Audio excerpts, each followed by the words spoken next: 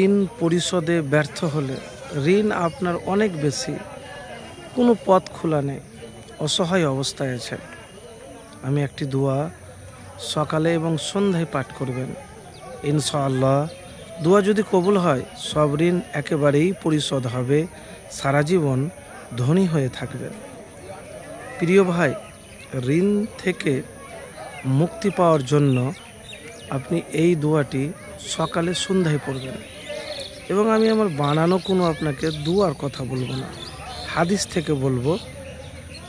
একজন সাহাবী ছিলেন, সেই সাহাবীর নাম হলো আবু উমামা রাদিয়াল্লাহু তাআলা আনহু। তিনি আনসারী সাহাবী। বর্ণনাকারী আবু সাঈদ আল খুদরি হতে বর্ণিত। তিনি বলেন, একদা রাসূলুল্লাহ সাল্লাল্লাহু আলাইহি সাল্লাম মসজিদে প্রবেশ করে আবু উমামা নামক জৈনক আনসার সাহাবীকে দেখতে পান। তিনি আনসারীকে জিজ্ঞেস করেন, হে আবু উমামা, আমি তোমাকে নামাজের সময় ব্যতীত মসজিদে উপবিষ্ট কেন দেখছি? তিনি বলেন, সীমাহীন দুশ্চিন্তা ও ঋণ ভার জর্জরিত হওয়ার কারণে ইয়া রাসূলুল্লাহ, আমি এই অসময়ে মসজিদ উপনীত হয়ে তা থেকে আল্লাহর নিকট মুক্তি কামনা করছি। নবীজি সাল্লাল্লাহু আলাইহি সাল্লাম বললেন, আমি কি তোমাকে এমন বাক্য শিক্ষা দিব না যা তুমি উচ্চারণ করলে আল্লাহ তোমার দুশ্চিন্তা দূরীভূত করবেন এবং তোমার কর্জ পরিশোধের ব্যবস্থা করবেন? তিনি বললেন, জি। তখন নবীজি সাল্লাল্লাহু আলাইহি সাল্লাম তাকে বললেন, তুমি সকাল সন্ধ্যা এরূপ পাঠ করবে। কি? সেই দোয়াটি আপনাদেরকে আমি স্ক্রিনে দিয়ে দেব এবং আমার সাথে সাথেও পড়বেন বা মুখস্থ করে নেবেন। কি দোয়া? আল্লাহুম্মা ইন্নী আউযু বিকা মিনাল হাম্মি ওয়াল হাজানি ওয়া আউযু বিকা মিনাল আজজি ওয়াল কাসালি ওয়া আউযু বিকা মিনাল জুবনি ওয়াল বুখনি ওয়া আউযু বিকা মিন গালাবাতিদ দাইনি ওয়া কাহিরির রিজাল। তো একবার দুরুদ শরীফ পড়ে নেবেন, একবার দুরুদ শরীফ পড়ে নেবেন, দুরুদ ইব্রাহিম। আল্লাহুম্মা সাল্লি আলা মুহাম্মাদিন ওয়া আলা আলি মুহাম্মাদ কামা সাল্লাইতা আলা ইব্রাহিমা ওয়া আলা আলি ইব্রাহিমা ইন্নাকা হামিদুম মাজিদ। আল্লাহুম্মা বারিক আলা মুহাম্মাদিন ওয়া আলা আলি মুহাম্মাদ কামা বারাকতা আলা ইব্রাহিমা ওয়া আলা আলি ইব্রাহিমা ইন্নাকা হামিদুম মাজিদ।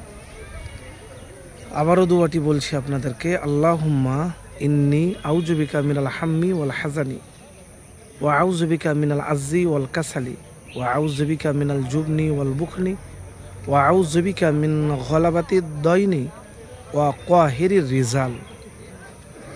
তো এই দোয়াটি আপনি পাঠ করবেন। আবু উমামা রাদিয়াল্লাহু তাআলা আনহু বলেন, অতঃপর ওইরূপ আমল করি, যেভাবে নবীজি সাল্লাল্লাহু আলাইহি সাল্লাম আমাকে বললেন, আমি সেভাবেই করতে লাগলাম, যার ফল শ্রুতিতে আল্লাহ তাআলা আমার চিন্তা ভাবনা বিদরিত করেন এবং ঋণ পরিশোধের ব্যবস্থা করে দেন।